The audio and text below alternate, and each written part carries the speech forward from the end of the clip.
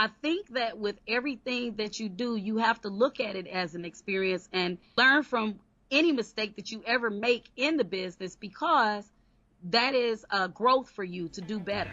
Best ever listeners, before we get into today's episode, I want to mention Trevor McGregor. Trevor is a real estate results coach.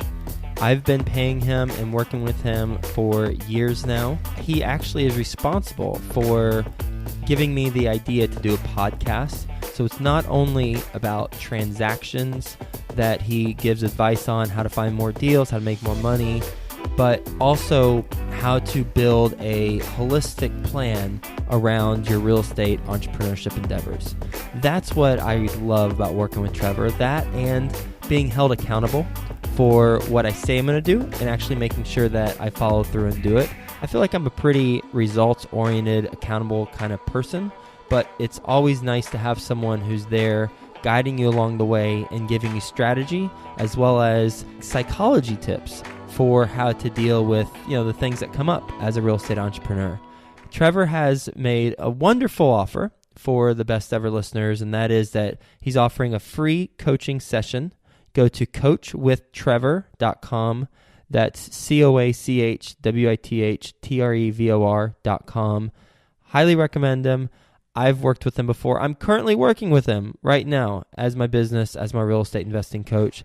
Highly recommend you do the same. Take him up on his offer. Get a free coaching session. coachwithtrevor.com. Best ever listeners, hello. How you doing? Welcome to the best real estate investing advice ever show. I'm Joe Fairless, and this is the show where we cut out all that fluffy stuff. We get straight to the real estate advice that moves your business forward. We don't deal with kind of that back and forth banter thing. We just get straight to it. So, that being said, let me introduce today's best ever guest. How you doing, Tamara Mutri? I'm doing fine. And yourself? I'm doing just fine as well. Good to meet you and looking forward to hearing your story and your background and your advice. A little bit about Tamara, and then she'll get into it in more detail. She is the owner and broker at Georgia's Best Real Estate Services, as well as the owner and broker for Milwaukee's Best Real Estate Services. She's a landlord, a rehabber, a property manager, an investor, and if that's not enough, then she's also a licensed notary for the state of Wisconsin. She works with top agents across the nation, and she splits her time between Atlanta and Milwaukee. With that being said, Tamara, you want to give the best ever listeners a little bit more about your background and what you're focused on now? Well, again, my background is pretty much working with real estate investors. That's my cream of the crop clientele. I work with anyone, but it seems as though I'm stuck working with investors simply because I love the repeat buyers. I like helping them with their properties. I do a lot of property management, and I work with people all over the different states, out of state, and absentee landlords. So I'm helping them to buy and rehab those properties and also help them manage those properties as well. So you're helping investors find properties that they can rehab and turn for profit, right? Yep, absolutely. Some of these people are looking for buy and holds. And they also have other investment strategies where I can help them with new construction, flips, properties they can fix up and possibly have me relist them back on the market for sale for a retail buyer.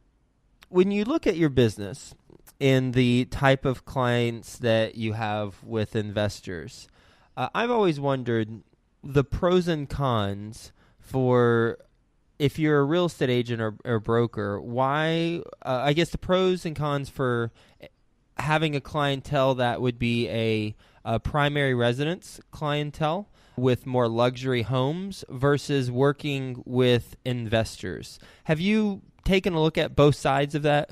Well, I think it's kind of few and far between when you're looking at those types of clientele. I think more so I'm inclined to lean a little bit more toward working with investors simply because they always come back to you. You realize that if you're working with a luxury clientele, that's that one-shot deal. Yes, you can get referrals. However, that's only one deal you're working with. We get one commission from that one deal, but then that's it. But with an investor, I mean, I've been in a situation where I've had a buyer tell me, okay, I want to buy this property. We're at the closing. And then before a day even passes, they're emailing me another property that they want me to show them because they want to buy again. So Okay. that's my understanding, and me saying that I'd rather have a clientele that's going to continue to keep being repeat buyers more so than a luxury clientele. That makes sense. That's something I hadn't thought of. You have more repeat business with investors because they're approaching it differently than if someone's moving into the property. Because ideally, if you find them the right house, and they'll have moved in for a decent period of time, and then there it is. But you can get referrals from them, but it's just it's not likely as repeat of a customer as the investor. Absolutely. With the properties that you do, I mean, I mentioned this because you put in your bio that you're a rehabber and an investor. What type of properties do you rehab and invest for your own personal portfolio? Well, I like to go on the lower end simply because of the type of money that I'm working with. I always use cash, so I'm looking to do smaller deals more so than the larger ones.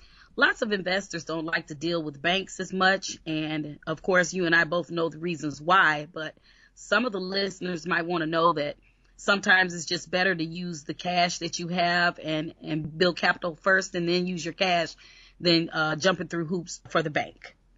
Walk us through maybe one past deal that you've done for a rehab as far as the numbers and the story behind the property. Sure. This has been quite a while back, but it still just resonates in my mind. It's an inner city property, and I bought the property for $12,500, and there was really not much rehab needed. I believe it was less than $5,000 in rehab. So I had about $5,000 in it, and the person that was interested in purchasing it, she was on the Section 8 program. But our Section 8 program in Wisconsin has where they have a home buying program. So I had her in this property for maybe about 18 months. And she paid $950 a month for that 18 months. And with me also having a mortgage background, I actually was able to help her qualify to get a loan through Wells Fargo Bank. And she ended up paying me $34,000 for the house. So when people think they can't make money on those smaller deals, it's absolutely not true. As long as your numbers can work, and I make sure that they do, then it can possibly be a good deal for you. That's interesting. She paid you $950 for 18 months, which is $17,100, which basically you bought it for $12,500, put in $5,000, so basically it's a wash. And then on top of that, did she pay you $34,000? Yes, that's exactly what happened. So lots of people, they like to stay away from inner city properties because they don't think they can turn a good enough profit, and that's just so not true, because there's a lot of lower income buyers out there, and that's an untapped market that people are missing. And if they can just work with someone to help get those credit scores up, then they'll have a viable opportunity for working with these people that no one else would necessarily want to help. You can make money on those smaller deals because I've done it and it has worked. With that property, since you said Wisconsin, I assume that was in Milwaukee? Yes. How did you find it? And did you have to pay $12,500 up front for the purchase? No, because I actually found the property on the MLS. I was an avid MLS person.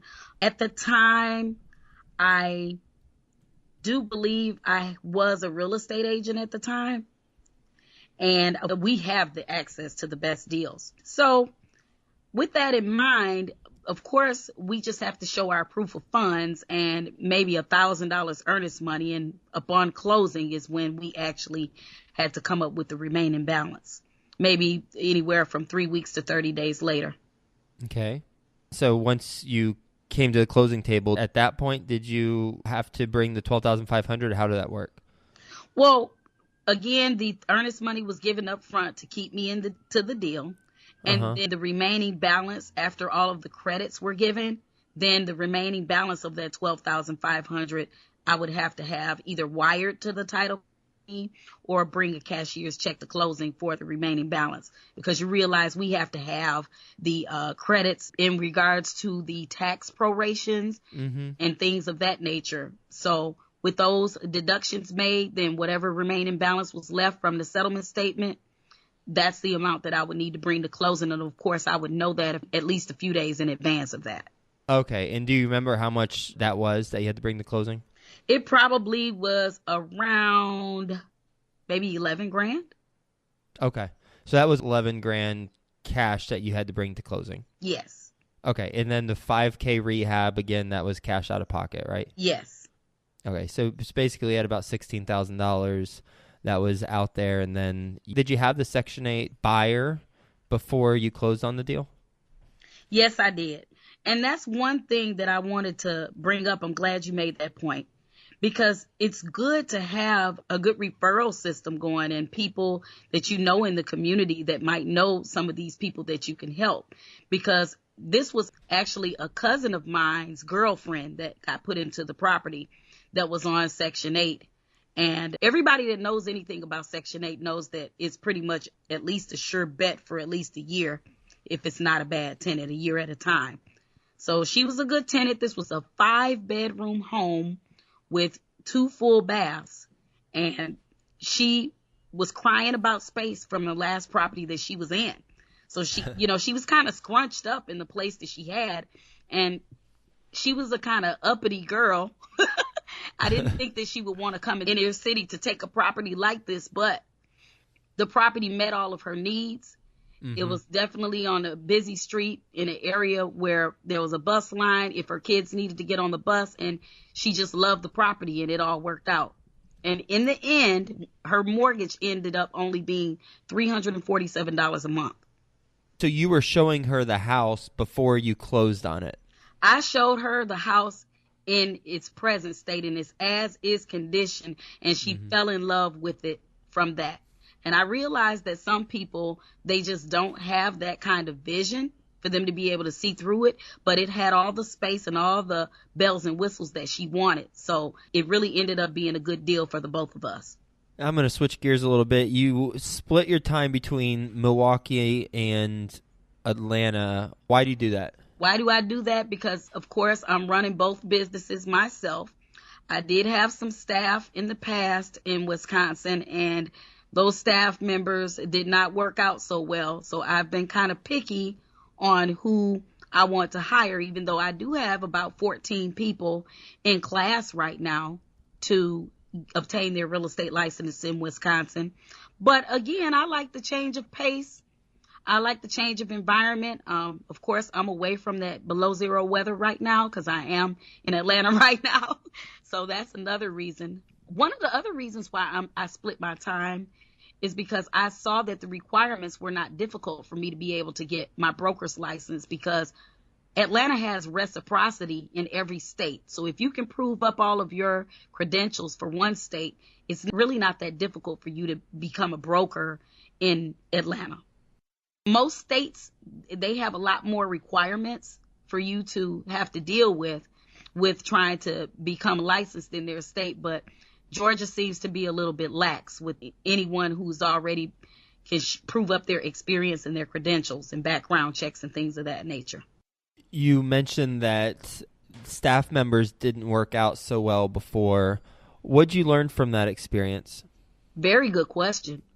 That we have to be mindful of the people that we're having in our circle and bringing onto our team.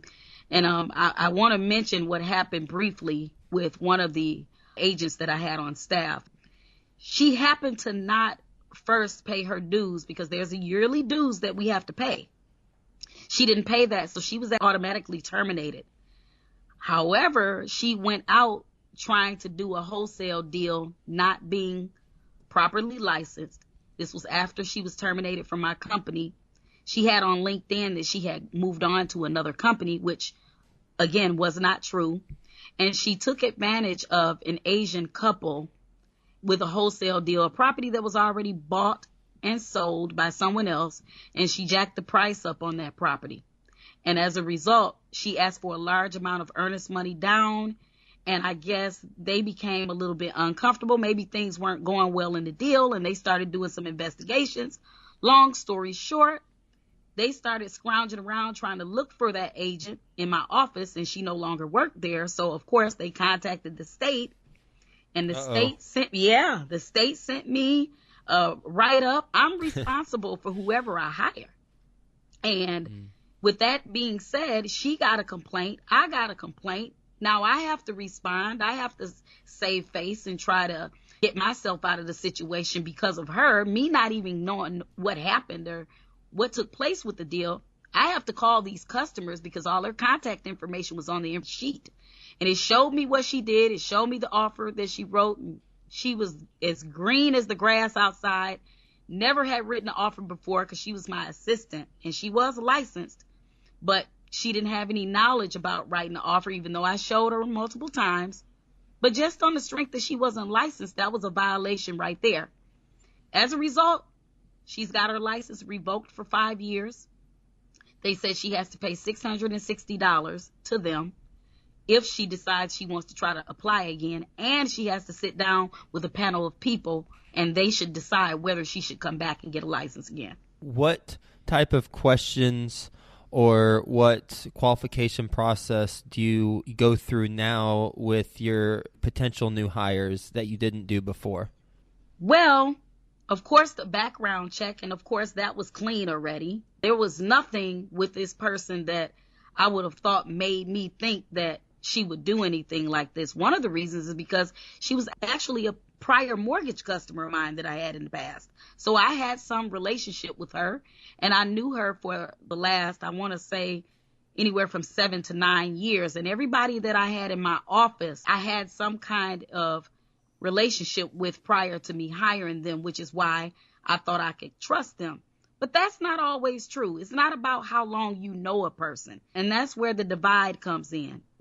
A person that you might know and have known for a long time could be the very person that'll stab you in your back.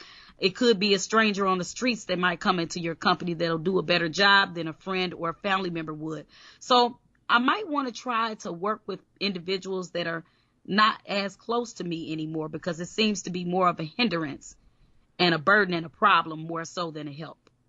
And at some point, you just chalk it up to, well, people do crazy things. You know, it's like you can have so many procedures and the processes in place, but at the end of the day, you never know what a human being's going to do and how they're going to react regardless of how you qualify them, right? That's very true. But I've learned, as far as renting properties to them or trying to help family members and things like that, sometimes it can be touchy-feely. And I know that some of my family members and my friends have been some of my worst customers. And then some of them have been my best customers. So again, you really can never tell. You really just can't. Tamara, what's your best real estate investing advice ever? Well, my best real estate investing advice ever would be to do multiple things in real estate. If you're able to create multiple income streams in real estate, which involves buying and flipping, buying and holding, wholesaling, if you can create multiple income streams that way, then you'll be in a better position and a better situation. Lots of people want to leave their 9-to-5 jobs to do this. So in order for it to really happen in such a way, lots of people might want to buy some multi-units to be able to replace the income from their job, because that's exactly how I got started. When I got started, I was actually a Milwaukee public school teacher. And what I did is I bought a bunch of properties and I replaced my income first before I jumped out here to do this real estate, because I knew this is where I wanted to be. So I bought a bunch of properties and I started collecting that income first. Then I jumped out there and I started investing in real estate after that. Out of all the different areas of real estate that you do and have done, what's had the best return on your time? That's a very good question. I just think all of the ways that I've invested had just a little bit of everything in them to make me feel like they were all a good profit. I mean, it just depends on a person's situation. If they're looking to get a big chunk of money up front right away, then the best approach will be to try to do a property flip. But if they're looking for some long-term residual income, I think the best opportunity is for them to buy some multi-units or buy multiple single families. Then that way the residual income can come in that way.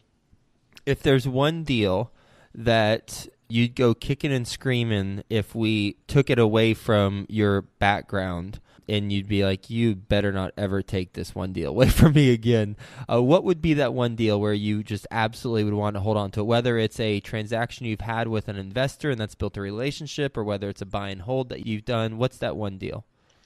Well, believe it or not, a couple of years ago, I just purchased a 4-family. And you're not going to believe this when I tell you that this 4-family was only $13,000. I believe it, but what condition was it in? Well, you know what? That's funny that you say that, because this property was fully occupied. So okay. if you want to talk about kicking and screaming, then this is where it is, okay? It's an inner city property, but it's in a location and area that was up and coming. And it is designed in a rooming house way, because if you drive by it, it might look like a duplex to some, but it isn't. It's actually a 4-unit building. Upstairs, there's 3 units that are efficiencies. And then downstairs, there's 1 2-bedroom unit. Upstairs, there's a shared restroom. So it's a rooming house style, but downstairs, of course, the 2 bedrooms is a 2-bedroom house. But it's nothing but a cash cow. I bought the property. Of course, I received a commission, and I turned around, and again, it's my property. So it's been nothing but a cash cow. And I would go kicking and screaming if somebody had to deal with me, because it was completely occupied, pulling in over $2,000 or something a month. The bills are not high. The taxes are not high. The cap rate is higher than 10% on this deal. What are the rents in total for that property? Okay, it's $600 downstairs for the 2-bedroom, and then all the rest are $500. Yeah. So is that $2,100 Yeah. a month? How far away is it from where your office is? Not even a good 5 to 7 minutes. It was an excellent deal, no brainer. It came with a coin washer and dryer setup where you could charge the tenants for, it was a coin laundry in the basement. No major issues with the property, only, minor cosmetics. I had to do very little to the property when I bought it. And I still have that property right now today. And like I said, I would kick and scream if anybody tried to take that one away. Oh, I don't blame you. How did you find it? Actually, it was an investor that I was working with that had multiple properties for sale, and this was one of them. I guess everybody else did not see the value like I did in it. There's a law that comes with being a real estate broker, a real estate agent, when you're trying to buy your own listing. So I had to make sure that I marketed the property long enough for the open market to see, and when nobody jumped on the deal, I jumped on it.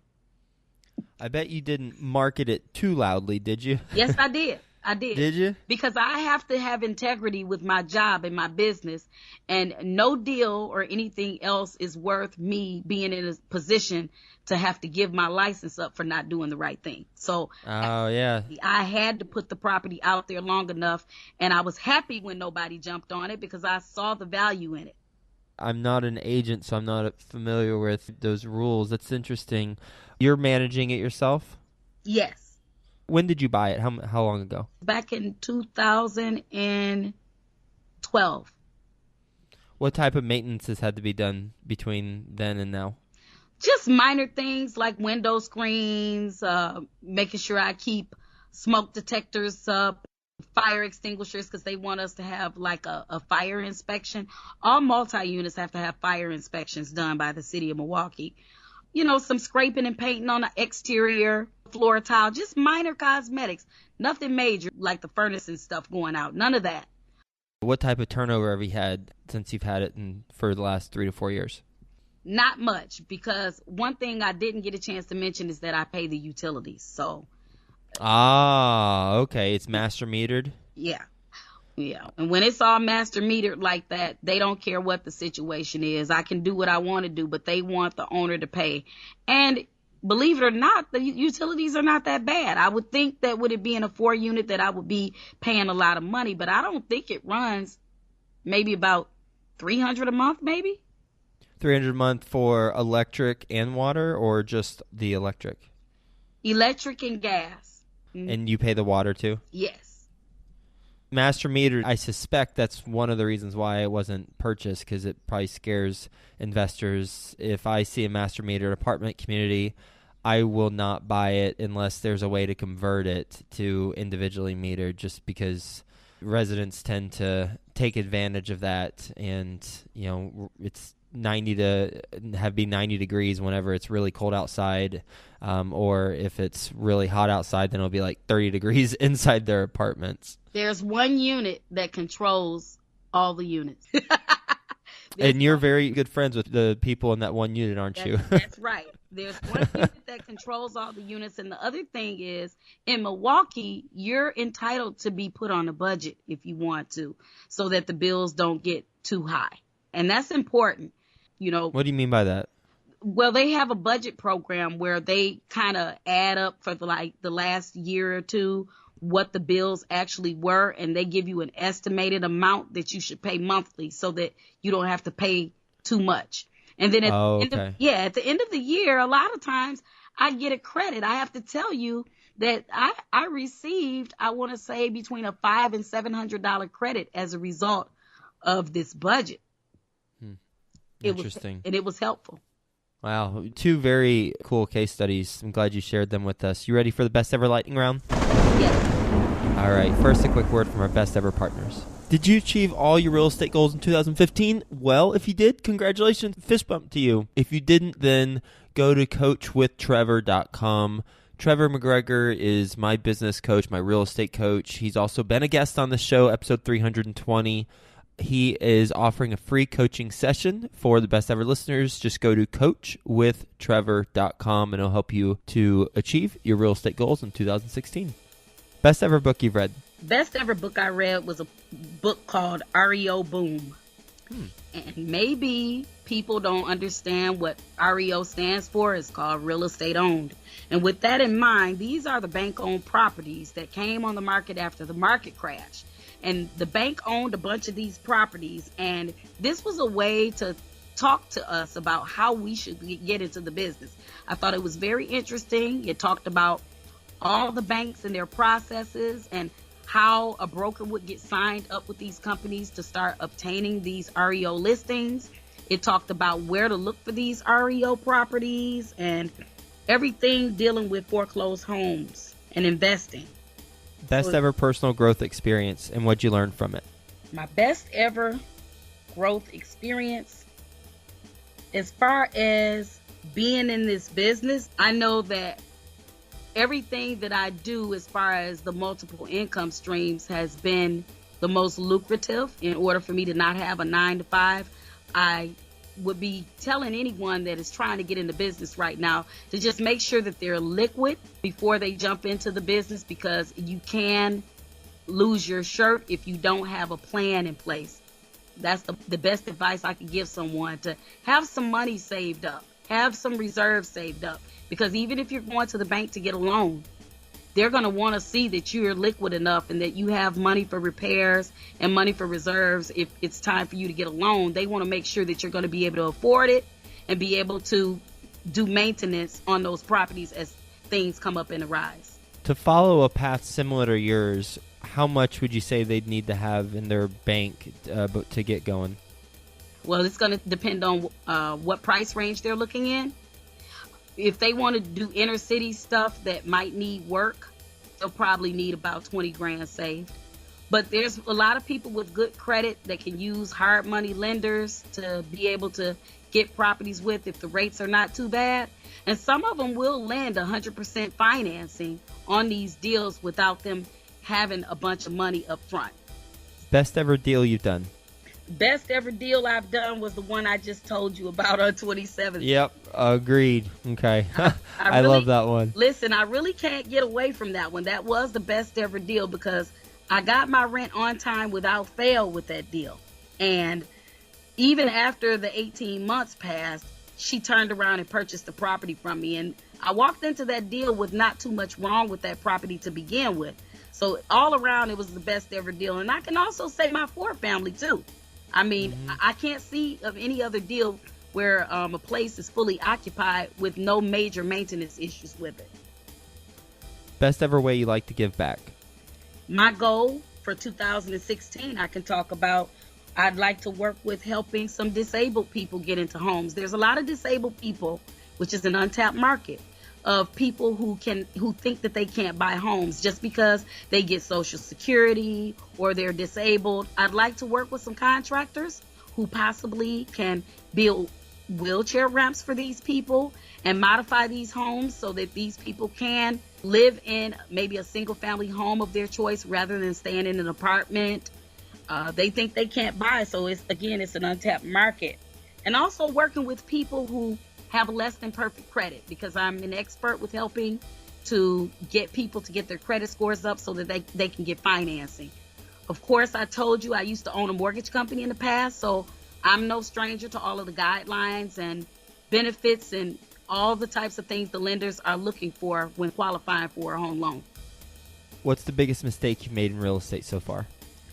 To be honest, I don't want to call any of it a mistake. And one of the reasons is that every experience that I've ever had was a learning experience. And I think that with everything that you do, you have to look at it as an experience and learn from any mistake that you ever make in the business, because that is a growth for you to do better. I wholeheartedly embrace that approach. I'm going to rephrase the question. Knowing what you know now, what's something that if it were to come up again, you would do differently?